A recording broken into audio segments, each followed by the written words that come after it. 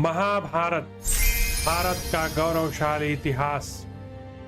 हम कथा सुनाते पांडव सकल महान की। यह महाभारत है पुण्य कथा श्री भगवान की। जम्बू दीपे भरतखंडे आर्यावर्ते भारतवर्षे एक नगरी है विख्यात हस्तिनापुर नाम की।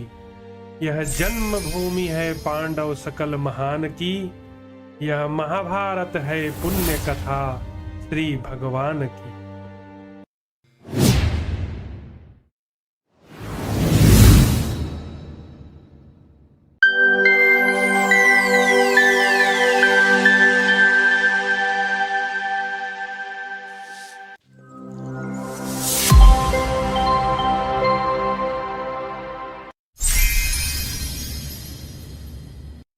श्री रुक्मिणी कृष्णचंद्राभ्याम नमः। महाभारत भारत का गौरवशाली इतिहास। द्रोण पर्व। जय श्री राम, जय सनातन संस्कृति, जय भारत। मित्रों, आज के महाभारत के हम लोग 112वें अध्याय में प्रवेश कर रहे हैं और आज की कथा का शीर्षक है सात्यकी कि अर्जुन के पास जाने की तैयारी और सम्मान पूर्वक विदा होकर उनका प्रस्थान तथा साथ आते हुए भीम को युधिष्ठिर की रक्षा के लिए लौटा देना। संजय कहते हैं, राजन, धर्मराज का यह कथन सुनकर सिनी प्रवर सात्यकी के मन में राजा को छोड़कर जाने से अर्जुन के अप्रसन्न होने की आशंका उत्पन्न हुई। विशेषतः उन्हें अपने लिए लोकापवाद का भय दिखाई देने लगा। वे सोचने लगे, मुझे अर्जुन की ओर जाते देख सब लोग यही कहेंगे, यह डरकर भाग आया है। युद्ध में दुर्जय वीर पुरुष रत्न सात्यकी ने इस प्रकार भांत भांति के विचार करके धर्मराज से यह बात कही। वे बोले, महाराज युधिष्ठिर, यदि आप अपनी रक्षा की व्यवस्था की हुई मानते हैं तो आपका कल्याण हो।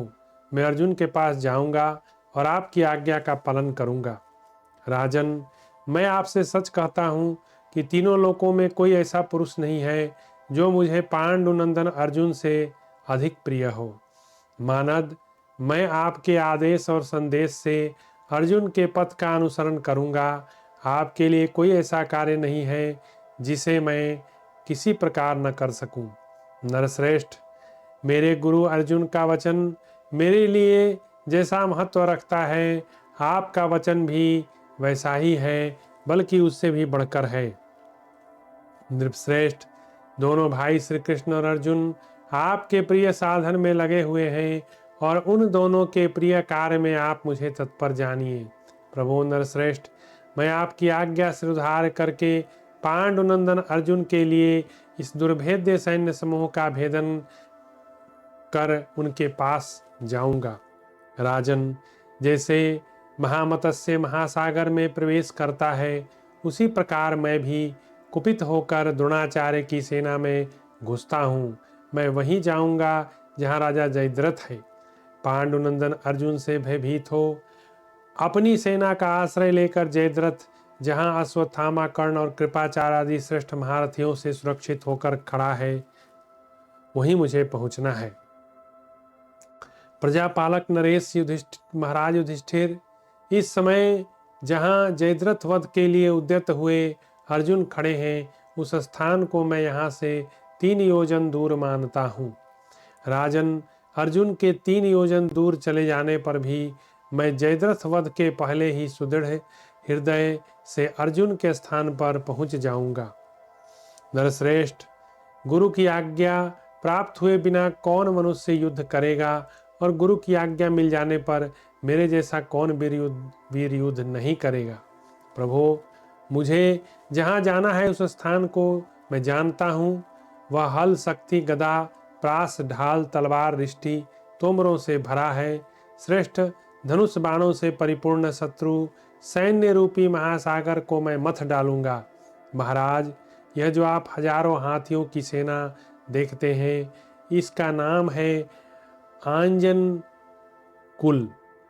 आंजनक कुल। इसमें पराक्रमी गजराज खड़े हैं, जिनके ऊपर प्रहार कुशल और युद्ध निपुण बहुत बड़े से म्लेच्छ योद्धा सवार हैं। राजन, ये हाथी मेघों की घटा के समान दिखाई देते हैं और पानी बरसाने वाले बादलों के समान मद की वर्षा करते हैं। हाथी सरोवरों के हाँकने पर ये कभी युद्ध से पीछे नहीं हटते। महाराज, वध के अतिरिक्त और किसी उपाय से इनकी पराजय नहीं हो सकती। महाराज, आप जिन सहस्रों रथियों को देख रहे हैं, ये रुकमरथ नाम वाले महारथी राजकुमार हैं। प्रजानाथ, ये रथों, अस्त्रों और हाथियों के संचालन में भी निपुण हैं। ये सब के सब धनुर्वेद के पारंगत विद्वान हैं, मुष्टि युद्ध में निपुण हैं, गदा युद्ध के विशेषज्ञ हैं और मल्ल युद्ध में कुशल हैं। तलवार चलाने का भी इन्हें अच्छा अभ्यास है। ये ढाल तलवार लेकर विचरने में समर्थ हैं। सूर और अस्त्र शस्त्रों के विद्वान होने के साथ ही परस्पर स्पर्धा रखते हैं। नरश्रेष्ठ, ये सदा समरभूमि में मनुष्यों को जीतने की इच्छा रखते हैं। महाराज, कर्ण ने इन्हें दुशासन का अनुगामी बना रखा है। भगवान श्री कृष्ण की इन श्रेष्ठ महारथियों की प्रशंसा करते हैं। ये सब के सब कर्ण के वश में स्थित हैं और सदा उसका प्रिय करने की अभिलाषा रखते हैं। राजन, कर्ण के ही कहने से अर्जुन की ओर से इधर लौट आए हैं। इनके कवच और धनुष अत्यंत सुदृढ़ हैं। वे न तो थके हैं न पीड़ित हुए हैं। दुर्योधन के आदेश से ये निश्चय ही मुझसे युद्ध करने के लिए खड़े हैं। कुरुनंदन, मैं आपका प्रिय करने के लिए इन सबको संग्राम में मत कर सब्यसाची अर्जुन के मार्ग पर जाऊंगा। महाराज, जिन दूसरे इन 700 हाथियों को आप देखते हैं, जो कवच से आच्छादित हैं, जिन पर किरात योद्धा चढ़े हैं, ये वही हाथी हैं जिन्हें दिग्विजय के समय अपने प्राण बचाने की इच्छा रखकर किरात राज ने सब्यसाची अर्जुन को भेंट किया था। ये सजे सजाए हाथी उन दिनों आपके सेवक थे। महाराज युधिष्ठिर, यह काल चक्र का परिवर्तन तो देखिए। जो पूर्व काल में दृढ़ता पूर्वक आपकी सेवा करने वाले थे, आज आपसे युद्ध लड़ना चाहते हैं। ये रण दुर्मद किरात इन हाथियों के महावत और इन्हें शिक्षा देने में कुशल हैं। ये सब के सब अग्नि से उत्पन्न हैं। सब्यसाची अर्जुन ने इन सबको संग्राम भूमि में पराजित कर दिया था। राजन, आज दुर्योधन के वशीभूत होकर ये मेरे साथ युद्ध करने को तैयार खड़े हैं। इन रण दुर्मद किरातों का अपने बाणों द्वारा संहार करके मैं सिंधुराज के वध के प्रयत्न में लगे हुए पांडुनंदन अर्जुन के पास जाऊंगा। ये जो बड़े बड़े गजराज दृष्टिगोचर हो रहे हैं, ये अंजन नामक दिग्गज के कुल में उत्पन्न हुए हैं। इनका स्वभाव कठोर है। इन्हें युद्ध की अच्छी शिक्षा मिली है। इनके गंड स्थल और मुख से मद की धारा बहती है। वे सब के सब सुवर्णमय कवच से विभूषित हैं। राजन, ये पहले भी युद्ध स्थल में अपने लक्ष्य पर विजय पा चुके हैं और सम्रांगण में ऐरावत के समान पराक्रम प्रकट करते हैं। उत्तर पर्वत, हिमालय प्रदेश से आए हुए तीखे स्वभाव वाले लुटेरे और डाकू इन हाथियों पर सवार हैं। वे कर्कश स्वभाव वाले तथा श्रेष्ठ योद्धा हैं। उन्होंने काले लोहे के बने हुए कवच धारण कर रखे हैं। उनमें से बहुत से दस्यु गायों के पेट से उत्पन्न हुए हैं। कितने ही बंदरियों की संतानें हैं। कुछ ऐसे भी हैं जिनमें अनेक योनियों का सम्मिश्रण है। यहाँ एकत्र हुए हिम दुर्ग निवासी पापाचारी मलेच्छों की यह सेना धुएं के समान काली प्रतीत होती है। काल से प्रेरित हुआ दुर्योधन इन समस्त राजाओं के समुदाय को तथा रथियों में श्रेष्ठ द्रोणाचार्य, कृपाचार्य, भूरिश्रवा, जयद्रथ और कर्ण को पाकर पांडवों का अपमान करता है तथा अपने आप को कृतार्थ मान रहा है। कुंती नंदन, वे सब लोग आज मेरे नाराजों के लक्ष्य बने हुए हैं। वे मन के समान वेगशाली हो तो भी मेरे हाथ से छूट नहीं सकेंगे। दूसरों के बल पर जीने वाले दुर्योधन ने इन सब लोगों का सदा आदर पूर्वक भरण पोषण किया है, परंतु ये मेरे बाण समूह से पीड़ित होकर आज विनष्ट हो जाएंगे। राजन, ये जो सोने की ध्वजा वाले रथी दिखाई देते हैं। ये दुर्वारण नाम वाले काम्बोज सैनिक हैं। आपने इनका नाम तो सुना होगा। ये सूर विद्वान तथा धनुर्वेद में परिनिष्ठित हैं। इनमें बड़ा परस्पर संगठन है। ये एक दूसरे का हित चाहने वाले हैं। भरत नंदन, दुर्योधन की क्रोध से भरी हुई ये कई अच्छानी सेनाएं कौरव वीरों से सुरक्षित हो मेरे लिए तैयार खड़ी हैं। महाराज, ये सब सावधान होकर मुझ पर ही आक्रमण करने वाली हैं, परंतु जैसे आग तिनकों को जला डालती है, उसी प्रकार मैं उन समस्त कौरव सैनिकों को मथ डालूंगा। अतः राजन, रथ को सुसज्जित करने वाले लोग आज मेरे रथ पर यथावत रूप से भरे हुए तरकसों तथा अन्य सब आवश्यक उपकरणों को रख दें। इस संग्राम में नाना प्रकार के आयुधों का उसी प्रकार संग्रह लेना चाहिए जैसा कि आचार्य ने उपदेश दिया है। रथ पर रखी जाने वाली युद्ध सामग्री पहले से 5 गुनी कर देनी चाहिए। आज मैं विषधर सर्प के समान क्रूर स्वभाव वाले उन काम्बोज सैनिकों के साथ युद्ध करूंगा जो नाना प्रकार के शस्त्र समुदायों से संपन्न भांत भांति के आयुधों द्वारा युद्ध में कुशल हैं। दुर्योधन का हित चाहने वाले विष के समान घातक उन प्रहार कुशल किरात योद्धाओं के साथ भी संग्राम करूंगा जिनका राजा दुर्योधन के साथ ही लालन पालन किया है। प्रज्वलित अग्नि के समान तेजस्वी दुर्धर्ष एवं इंद्र के समान पराक्रमी शकों के साथ भी आज मैं भिड़ जाऊंगा। राजन, इनके सिवा भी जो नाना प्रकार के बहुसंख्यक युद्ध दुर्मद काल के तुल्य भयंकर था दुर्जय योद्धा है, रणक्षेत्र में उन सब का सामना करूंगा।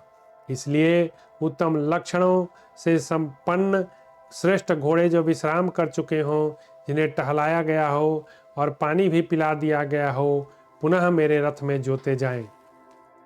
तब संजय कहते हैं, महाराज धृतराष्ट्र, तदनंतर राजा युधिष्ठिर ने सात्यकी के रथ पर भरे हुए तरकसों समस्त उपकरणों तथा भांत भांति के शस्त्रों को रखवा दिया। तदनंतर सब प्रकार से सुशिक्षित उन चारों उत्तम घोड़ों को सेवकों के मदमत्त बना देने वाले रसीला पेय पदार्थ पिलाया। जब वे पी चुके तो उन्हें टहलाया नहलाया गया। उसके बाद दाना और चारा खिलाया गया। फिर उन्हें सब प्रकार से सुसज्जित किया गया। उनके अंगों में गड़े हुए बाण पहले से निकाल दिए गए। ये चारों घोड़े सोने की मालाओं से विभूषित थे। उन योग्य अश्वों की कांति स्वर्ण के समान थी। वे सुशिक्षित और शीघ्रगामी थे। उनके मन में हर्ष उत्साह था, तनिक भी व्यग्रता नहीं थी। उन्हें विधि पूर्वक सजाया गया था।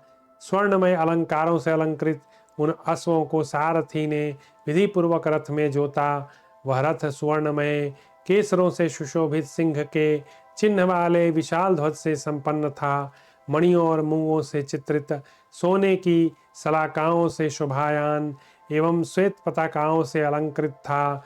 उस रथ के ऊपर स्वर्णमय दंड से विभूषित छत्र तना था तथा रथ के भीतर नाना प्रकार के शस्त्र तथा अन्य आवश्यक सामान रखे गए थे।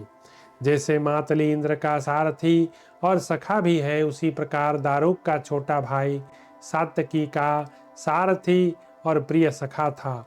उसने सात्यकी को यह सूचना दी कि रथ जोत कर तैयार है। तदनंतर सात्यकी ने स्नान करके पवित्र हो यात्रा कालिक मंगल कृत्य संपन्न करने के पश्चात 1,000 स्नातकों को सोने की मुद्राएं दान की।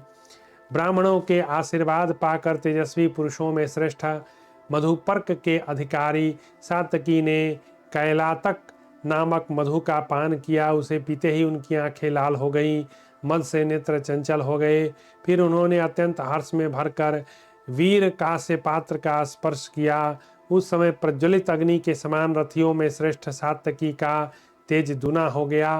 उन्होंने बाण सहित धनुष को गोद में लेकर ब्राह्मणों के मुख से स्वास्थ्य वाचन का कार्य संपन्न कराकर कवच एवं आभूषण धारण किए। फिर कुमारी कन्याओं के ने लावा गंध तथा पुष्पमालाओं से उनका पूजन अभिनंदन किया।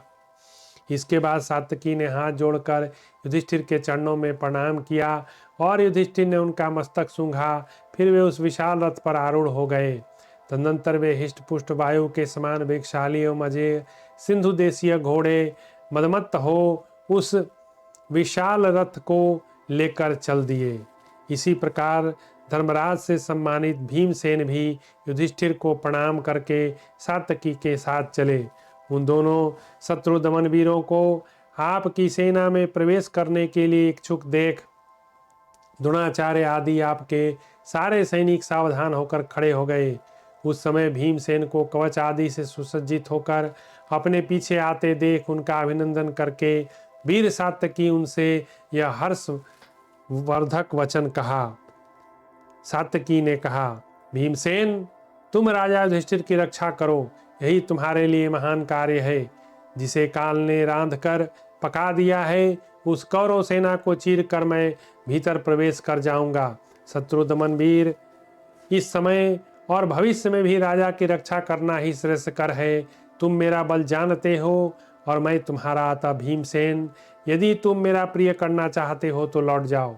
सात्यकी के ऐसा कहने पर भीमसेन ने उनसे कहा, अच्छा भैया, तुम कार्य सिद्धि के लिए आगे बढ़ो, पुरुष पर मैं राजा युधिष्ठिर की रक्षा करूंगा। भीमसेन के ऐसा कहने पर सात्यकी ने उनसे कहा, कुंती कुमार, तुम जाओ, निश्चय ही लौट जाओ, मेरी विजय अवश्य होगी। भीमसेन, तुम मेरे गुणों में अनुरक्त होकर मेरे वश में हो गए हो तथा इस समय दिखाई देने वाले शुभ शकुन मुझे जैसी बात बता रहे हैं, इससे जान पड़ता है कि महात्मा अर्जुन के द्वारा पापी जयद्रथ के मारे जाने पर मैं निश्चय ही लौटकर धर्मात्मा राजा युधिष्ठिर का आलिंगन करूंगा। भीमसेन से ऐसा कहकर उन्हें विदा करने के पश्चात महायशस्वी सात्यकी ने आपकी सेना की ओर प्रस्थान उसी प्रकार देखा जैसे बाघ मृगों के झुंड की ओर देखता है। नरेश्वर, सात्यकी को अपने भीतर प्रवेश करने के लिए उत्सुक देख आपकी सेना पुनः मोह छा गया और वह बार बार कांपने लगी। राजन, तदनंतर धर्मराज की आज्ञा के अनुसार अर्जुन से मिलने के लिए सात्यकी आपकी सेना की ओर वेग पूर्वक बढ़े। अगला अध्याय 113वां अध्याय। सात्यकी का द्रोण और कृतवर्मा के साथ युद्ध करते हुए काम्बोजों की सेना के पास पहुंचना। संजय कहते हैं, महाराज, जब सात्यकी युद्ध की इच्छा से आपकी सेना की ओर बढ़े, उस समय अपने सैनिकों से घिरे हुए धर्मराज युधिष्ठिर द्रोणाचार्य के रथ का सामना करने के लिए उनके पीछे पीछे गए। तदनंतर समर भूमि में उन्मत्त होकर लड़ने वाले पांचाल राजकुमार धृष्टद्युम्न तथा राजा वसुदान ने पांडव सेना में पुकार कर कहा, योद्धाओं, आओ, दौड़ो और शीघ्रता पूर्वक प्रहार करो, जिससे रण दुर्मद सात्यकी सुखपूर्वक आगे जा सके, क्योंकि बहुत से कौरव महारथी इन्हें पराजित करने का प्रयत्न करेंगे। सेनापति की पूर्वोक्त बात दोहराते हुए सभी पांडव महारथी बड़े वेग से आगे वहां आ पहुंचे। उस समय हम लोगों ने भी उन्हें जीतने की अभिलाषा से उन पर धावा बोल दिया। युयुधान के रथ को देखकर आपके सैनिक शंख ध्वनि से मिश्रित बाणों का शब्द प्रकट करते हुए उनके सामने दौड़े आए। तदनंतर सात्यकी के रथ के समीप महान कोलाहल मच गया। महाराज, चारों ओर से दौड़कर आती हुई आपके पुत्र की सेना सात्यकी के बाणों से आच्छादित हो सैकड़ों टुकड़ियों में बंटकर तितर बितर हो गई। उस सेना के छिन्न भिन्न होते ही सिनी के महारथी पौत्र ने सेना के मुहाने पर खड़े हुए 7 महाधनुर्वीरों को मार गिराया। राजेंद्र, तदनंतर विभिन्न जनपदों के स्वामी अन्यान वीर राजाओं को भी उन्होंने अपने अग्नि सदृश बाणों से यमलोक भेज दिया। वे एक बाण से सैकड़ों वीरों को और सैकड़ों बाणों से एक एक वीर को घायल करने लगे। जिस प्रकार भगवान पशुपति पशुओं का संहार कर डालते हैं, उसी प्रकार सात्यकी ने हाथी सवारों और हाथियों को, घुड़सवारों और घोड़ों को तथा घोड़े और सारथी सहित रथियों को मार डाला। इस प्रकार बाणधारा की वर्षा करने वाले उस अद्भुत पराक्रमी सात्यकी के सामने जाने का साहस आपके कोई सैनिक न कर सके। उस महाबाहो वीर ने अपने बाणों से रौंद कर आपके सारे सिपाहियों को मसल डाला। वे वीर सिपाही ऐसे डर गए कि उस अत्यंत मानी शूरवीर को देखते ही युद्ध का मैदान छोड़ देते थे। माननीय नरेश, सारे कौरव सैनिक सात्यकी के तेज से मोहित थे। अकेले होने पर भी उन्होंने अनेक रूपों में देखने लगे। वहाँ बहुसंख्यक रथ चूर चूर हो गए, उनकी बैठक में टूट फूट हो गई, पहियों के टुकड़े टुकड़े हो गए, छत्र और ध्वज छिन्न भिन्न होकर धरती पर गिर पड़े। पहियों के टुकड़े टुकड़े हो गए, छत्र ध्वज छिन्न भिन्न होकर धरती पर पड़े थे। अनुकर्ष पताका, शिस्त्राण, सुवर्ण भूषित अंगद युक्त, चंदन चर्चित भुजाएं, हाथी की सूंड था, सर्पों के शरीर के समान मोटे मोटे उरु सब और बिखरे पड़े थे। नरेश्वर, मनुष्यों के विभिन्न अंगों तथा रथ के पूर्वोक्त अवयवों से वहां की भूमि आच्छादित हो गई थी। वृषभ के समान बड़े बड़े नेत्रों वाले वीरों के सिरे हुए मनोहर कुंडल मंडित चंद्रमा जैसे मुख से वहां की भूमि अत्यंत शोभा पा रही थी। अनेकों टुकड़ों में कटकर धराशायी हुए पर्वताकार गजराजों से वहां की भूमि इस प्रकार अत्यंत शोभा संपन्न हो रही थी, मानो वहां बहुत से पर्वत बिखरे हुए हों। कितने ही घोड़े सुनहरी रस्सियों तथा मोती की जालियों से विभूषित विभिन्न विचित्र आच्छादन वस्त्रों से विशेष शोभायान हो रहे थे। महाबाहु सात्यकी के द्वारा रौंदे जाकर वे धरती पर पड़े थे और उनके प्राण पखेरु उड़ गए। इस प्रकार आपकी नाना प्रकार की सेनाओं का संहार करके तथा बहुत से सैनिकों को भगाकर सात्यकी आपकी सेना के भीतर घुस गए।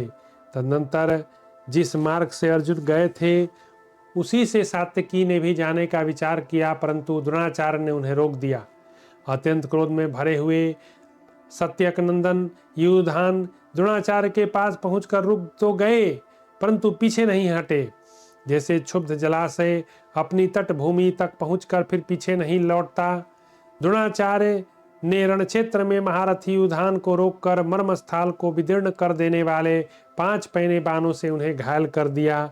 राजन, तब सात्यकी ने भी सम्रांगण में शान पर चढ़ाकर तेज किए हुए स्वर्णमय पंख वाले तथा कंक और मोर की पंखों से संयुक्त हुए 7 बाणों द्वारा द्रोणाचार्य को छत विछत कर डाला। फिर द्रोण ने 6 बाण मारकर घोड़ों और सारथी सहित सात्यकी को पीड़ित कर दिया। द्रोणाचार्य के इस पराक्रम को महारथी युधान सह न सके। उन्होंने सिंहनाद करके लगातार 10, 6 और 8 बाणों द्वारा द्रोणाचार्य को गहरी चोट पहुंचाई। माननीय नरेश, तदनंतर युधान ने पुनः 10 बाण मारकर द्रोणाचार्य को घायल कर दिया। फिर 1 बाण से उनके सारथी को, 4 से घोड़ों को और 1 बाण से उनकी ध्वजा को युद्धस्थल में बींध डाला। इसके बाद द्रोणाचार्य ने उतावले होकर टिड्डी दलों के समान अपने शीघ्रगामी बाणों द्वारा घोड़े, सारथी, रथ और ध्वज सहित सात्यकी को आच्छादित कर दिया। इसी प्रकार सात्यकी ने भी बिना किसी घबराहट के बहुत से शीघ्रगामी बाणों की वर्षा करके द्रोणाचार्य को ढक दिया। तब द्रोणाचार्य बोले, सात्यकी, तुम्हारे आचार्य अर्जुन तो कायर के समान युद्ध का मैदान छोड़कर चले गए। मैं युद्ध कर रहा था तो भी मुझे छोड़कर मेरी परिक्रमा करते हुए चल दिए। तुम भी अपने आचार्य के समान तुरंत ही सम्रांगण में मुझे छोड़कर चले नहीं जाओगे तो युद्ध में तत्पर रहते हुए मेरे हाथ से आज जीवित बचकर नहीं जा सकोगे। तब सात्यकी ने कहा, ब्राह्मण, आपका कल्याण हो। मैं धर्मराज की आज्ञा से धनंजय के मार्ग पर जा रहा हूं। आप ऐसा करें जिससे मुझे विलंब ना हो। शिष्यगण तो सदा से ही अपने आचार्य के मार्ग का अनुसरण करते आए हैं, अतः जिस प्रकार मेरे गुरुजी गए हैं उसी प्रकार मैं भी शीघ्र चला जाता हूँ। संजय कहते हैं, राजन, ऐसा कहकर सात्यकी सहसा द्रोणाचार्य को छोड़कर चल दिए और सारथी से इस प्रकार बोले, सूत, द्रोणाचार्य मुझे रोकने के लिए सब प्रकार से प्रयत्न करेंगे, अतः तुम रणक्षेत्र में सावधान होकर चलो और मेरी यह दूसरी बात भी सुन लो। यह अवंती निवासियों की अत्यंत तेजस्विनी सेना दिखाई देती है। उसके बाद यह दक्षिणात्यों की विशाल सेना है, उसके पश्चात यह बाहलिकों की विशाल वाहिनी सेना है। बाहलिकों के पास ही उनसे जुड़ी हुई कर्ण की बड़ी भारी सेना खड़ी है। सारथे, ये सारी सेना एक दूसरे से भिन्न हैं। ये सब के सब एक दूसरे का सहारा लेकर युद्ध के लिए डटी हैं। ये कभी भी समरांगण का परित्याग नहीं करेंगी। तुम इन्हीं के बीच से होकर प्रसन्नतापूर्वक अपने घोड़ों को आगे बढ़ाओ। सारथे, मध्यम वेग का आश्रय लेकर तुम मुझे वहां ले चलो जहां नाना प्रकार के अस्त्र शस्त्र के लिए युद्ध के लिए उद्यत हुए बाहलिक देशीय सैनिक दिखाई देते हैं। जहां सूतपुत्र कर्ण को आगे करके बहुत से दक्षिणात्य योद्धा खड़े हैं। हाथी, घोड़ों और रथों से भरी हुई वह सेना दृष्टिगोचर हो रही है। उसमें अनेक देशों के पैदल सैनिक मौजूद हैं।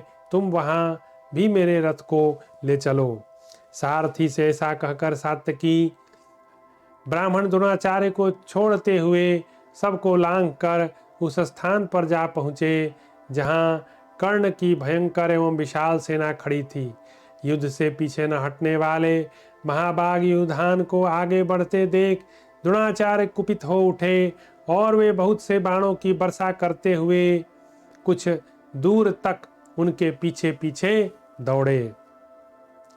सात्यकी कर्ण की विशाल वाहिनी को अपने पैने बाणों द्वारा घायल करके अपार कौरवी सेना में घुस गए। सात्यकी के प्रवेश करते ही सारे कौरव सैनिक भागने लगे। तब क्रोध में भरे हुए कृतवर्मा ने उन्हें आ घेरा।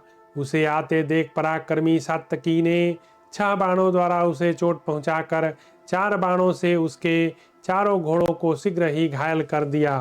तदनंतर पुनः झुकी हुई गांठ वाले 16 बाण मारकर सात्यकी ने कृतवर्मा की छाती में गहरी चोट पहुंचाई।